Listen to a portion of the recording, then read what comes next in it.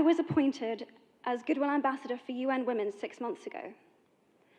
And the more I've spoken about feminism, the more I have realized that fighting for women's rights has too often become synonymous with man-hating. If there is one thing I know for certain, it is that this has to stop. For the record, feminism, by definition, is the belief that men and women should have equal rights and opportunities. It is the theory of the political, economic, and social equality of the sexes. I started questioning gender-based assumptions a long time ago. When I was 8, I was confused being called bossy because I wanted to direct the plays that we would put on for our parents, but the boys were not. When at 14, I started to be sexualized by certain elements of the media. When at 15, my girlfriends started dropping out of their beloved sports teams because they didn't want to appear muscly. When at 18, my male friends were unable to express their feelings. I decided that I was a feminist, and this seemed uncomplicated to me. But my recent research has shown me that feminism has become an unpopular word. Women are choosing not to identify as feminist. Apparently, I am among the ranks of women whose expressions are seen as too strong, too aggressive, isolating, and anti-men, unattractive even. Why has the word become such an uncomfortable one? I am from Britain, and I think it is right that I am paid the same as my male counterparts. I think it is right that I should be able to make decisions about my own body. I think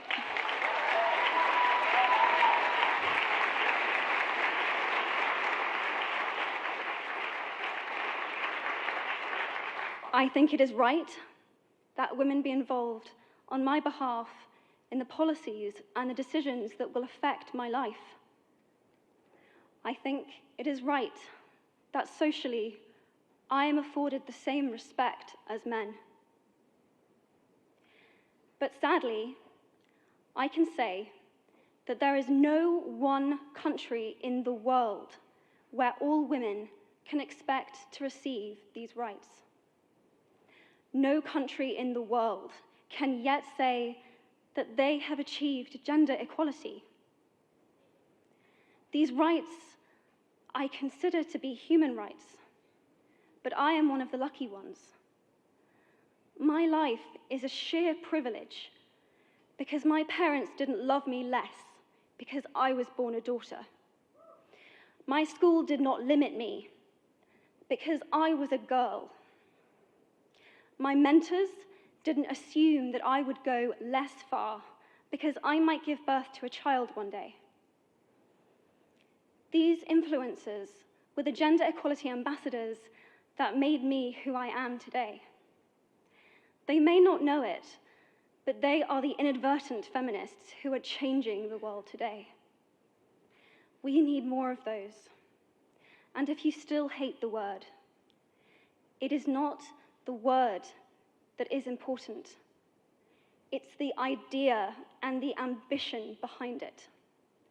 Because not all women have received the same rights that I have. In fact, statistically, very few have been. In 1997, Hillary Clinton made a famous speech in Beijing about women's rights. Sadly, many of the things that she wanted to change are still true today. But what stood out for me the most was that less than 30% of the audience were male. How can we affect change in the world when only half of it is invited or feel welcome to participate in the conversation? Men, I would like to take this opportunity to extend your formal invitation.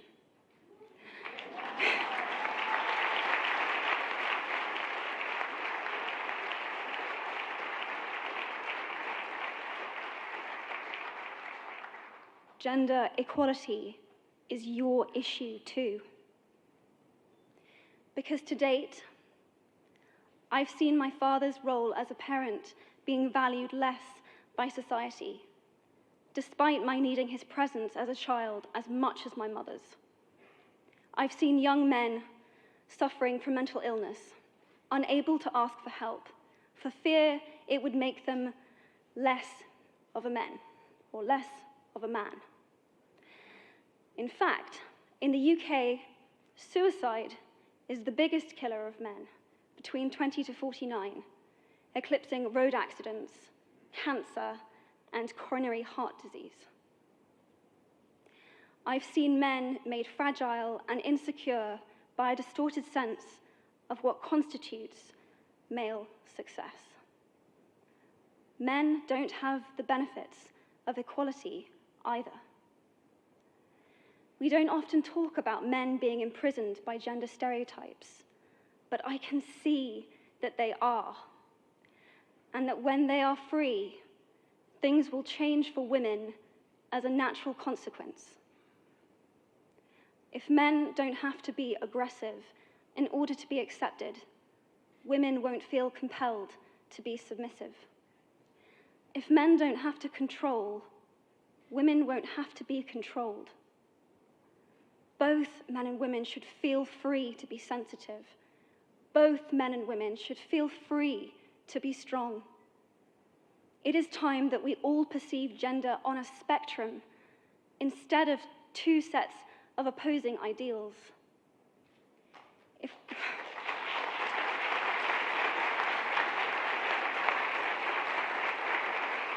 If we stop defining each other by what we are not, and start defining ourselves by who we are, we can all be freer. And this is what he for she is about. It's about freedom. I want men to take up this mantle so that their daughters, sisters, and mothers can be free from prejudice, but also so that their sons have permission to be vulnerable and human too. Reclaim those parts of themselves they abandoned, and in doing so, be a more true and complete version of themselves. You might be thinking, who is this Harry Potter girl? And what is she doing speaking at the UN? And it's a really good question. I've been asking myself the same thing. All I know is that I care about this problem, and I want to make it better. And having seen what I've seen, and given the chance, I feel it is my responsibility to say something.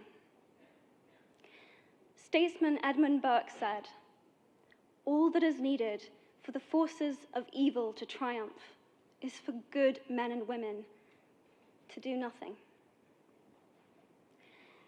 In my nervousness for this speech, and in my moments of doubt, I've told myself firmly, if not me, who?